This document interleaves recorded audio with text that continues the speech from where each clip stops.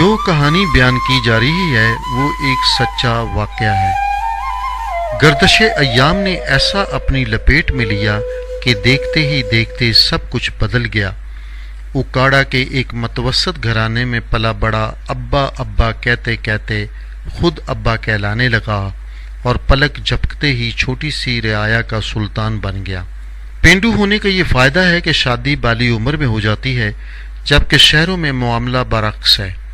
بیچارے اس بندن کو پرلطف بنانے کے لیے بالی عمر ہی گنوا دیتے ہیں۔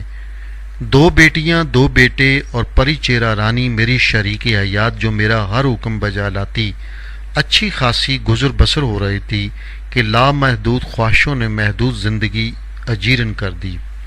تعلیم واجبی سی تھی اور ذرائع بھی محدود، لہٰذا ایک مہربان نے سلائی کا کام سیکھنے کی ترغیب دی کہ دبئی میں اس ہنر کی بڑی مانگ ہے۔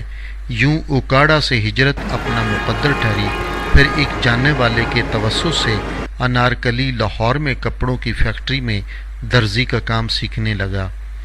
یہ 1994 کے اواخر کی بات ہے، جب ان دنوں ہفتہ وار تعطیل جمعہ کی ہوا کرتی تھی۔ جمعے کے دن گھروں اور بازاروں میں خوب بابرکت رونق ہوتی تھی۔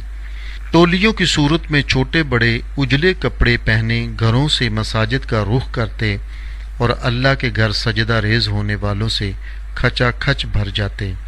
آج کل جمعہ کی چھٹی نہ ہونے کی وجہ سے یہ منظر ناپید ہو گئے ہیں۔ اکثر یاد ہی نہیں رہتا کہ آج جمعہ ہے، اور اس افضل دن کی تیاری کا سنتوں برا بابرکت عمل فوت ہو جاتا ہے۔ میں نے لوگوں سے سن رکھا تھا، جن نے لاہور نہیں ویکھیا وہ جمیا ہی نہیں۔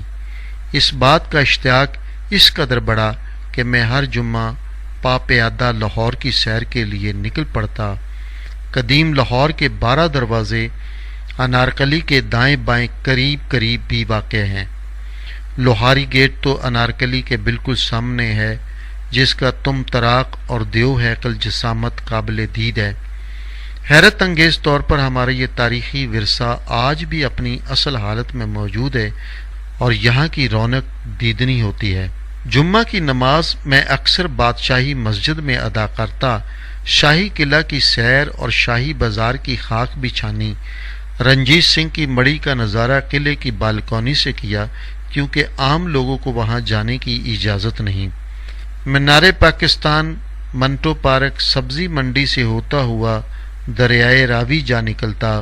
غروب آفتاب کا منظر اس قدر دلنشیں ہوتا کہ لفظوں میں بیان کرنا ممکن نہیں۔ ڈوبتا ہوا سرخی مائل زرد سورج جیسے اپنے سحر میں لے لیتا اور میں ساکت کھڑا دیکھتا رہ جاتا۔ اب بڑھتی ہوئی آبادی اور بلند و بالا عمارتوں نے یہ منظر مفقود کر دیا ہے۔ دریا کے بیچ واقع مغل شہزادے کامران کی 12 دری کے گرد و پیش اکا دکا کشتیوں پر سوار لوگ دریا کی سیر کر رہے ہوتے، جبکہ دریا کا بیشتر حصہ خشک ہونے کے باعث وہاں گائے بھینسوں کے ریوڑ گھومتے پھرتے نظر آتے۔ کہیں کہیں لوگوں نے دریا میں مکئی، باجرہ اور سبزیوں کی فصلیں اگا رکھی تھیں۔ راوی کے پرانے پل کے پاس میں نے دور سے ایک بابا جی کو دیکھا، جو چٹیل میدان میں تنہا ہی چھوٹی سی کھجور کی چٹائی پر براجمان تھے۔ سامنے 2-3 مٹی کے کنڈے رکھے تھے اور 3-4 کتے خاموشی سے ان کے قریب ہی بیٹھے تھے، جیسے بابا جی سے کوئی سبق لے رہے ہوں۔ حیرت انگیز طور پر ان کتوں کے ڈھیل ڈول اور شکل و صورت سے کراہت یا ہیبت کی بجائے ان کی آنکھوں میں خاص قسم کی چمک اور فرما برداری جھلکتی تھی۔ دور دور تک کسی دوسرے انسان کا کوئی وجود نہیں تھا۔ یہ منظر حیرت ناک اور پراسرار ہونے کے باعث میرے ذہن میں نقش ہو کر رہ گیا۔ میں پوری محنت اور دھیان سے کام سیکھنے لگا۔ ایک کاریگر جس کا نام اسلم تھا، وہ کپڑے کی کٹائی کا ماہر تھا۔ کٹائی کچھ اس طرح کرتا کہ مالک کا کام بھی ہو جائے اور اس کی دہاڑی بھی لگ جائے۔ مطلب یہ کہ ماہانہ اجرت کے علاوہ موصوف کئی گنا زیادہ مالیت کا کپڑا خرد برد کر دیتا اور کسی کو کانوں کان خبر تک نہ ہوتی۔ یہ سلسلہ خاصی دیر چلتا رہا۔ پھر ایک دن اسلم نے اسی کمائی سے ایک مزدہ لوڈر خریدا اور ڈرائیور ملازم رکھ لیا، مگر لوڈر کی کمائی اسے راس نہ آئی۔ آئے دن کوئی نہ کوئی حادثہ پیش آ جاتا، کبھی انجن خراب، کبھی ٹائر پھٹ گیا، اور ایک مرتبہ تو ڈرائیور نے ایک راہگیر کو روند ڈالا۔ یوں آمدن کی بجائے اسلم کے پلے سے خرچ ہونے لگا۔ جس طرح مال کمایا تھا اسی طرح نکلتا چلا گیا۔ مختصر یہ کہ لوڈر اس کے لیے وبال جان بن گیا، اور اس نے لوڈر بیچنے کے لیے اخبار میں اشتہار بھی دے دیا۔ قدرت خدا کی کوئی بھی اسے خریدنے پر آمادہ نہ ہوا، یوں مزدہ کھڑے کھڑے ناکارہ ہونے لگا۔ اب اسلم کو ہر وقت یہی فکر دامن گیر رہتی کہ کسی طرح اس کا لوڈر فروخت ہو جائے اور وہ اس کام سے تائب ہو کر کوئی دوسرا دھندا شروع کرے۔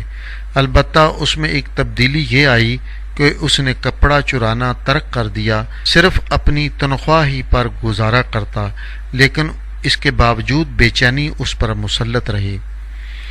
اب اٹھتے بیٹھتے وہ ایک ہی گردان الاپتا کہ یار کوئی ولی اللہ یا کوئی اللہ کا برگزیدہ بندہ ڈھونڈو جو میرے حق میں دعا کرے۔ یہ سن کر سب اس کا تمسخر اڑاتے۔ یہ بات چونکہ میرے کان میں بھی پڑ چکی تھی، لہٰذا میں نے مذاقاً کہہ دیا کہ میری نظر میں ایک ولی اللہ ہے جو تمہیں اس مشکل سے نجات دلا سکتا ہے۔ جمعے کے دن میں تمہیں اس کے پاس لے چلوں گا۔ اسلم نے تحسین آمیز نگاہوں سے میری جانب دیکھا اور اپنے کام میں مشغول ہو گیا۔ اسلم سمیت ہم 4 لوگ جمعے کے دن صبح 11 بجے دریائے راوی کنارے جا پہنچے۔